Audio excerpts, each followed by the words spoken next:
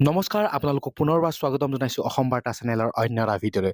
আৰু প্ৰিয় দৰ্শক, আপোনালোক সকলোৰে বাবে লৈ আহিছোঁ এটা ভাল খবৰ।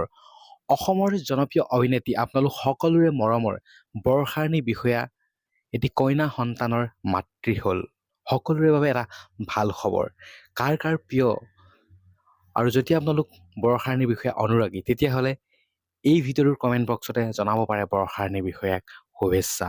জনাওক আপোনালোকে বৰষাৰাণীক অভিনন্দন।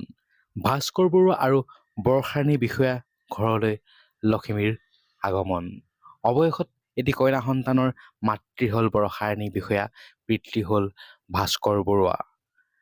খবৰটো শুনি বাৰু আপোনালোকৰ কেনে লাগিলে? আৰু কাৰ কাৰ প্ৰিয় বৰষাৰাণী বিষয়া আৰু ভাস্কৰ বৰুৱা? সকলোৱে কমেণ্ট বক্সত নিশ্চয়কৈ জনাব আৰু ভিডিঅ'টোত এটা লাইক কৰিব আৰু ভিডিঅ'টো আপোনালোকৰ বন্ধুবৰ্গৰ মাজত শ্বেয়াৰ কৰি দিব। ধন্যবাদ।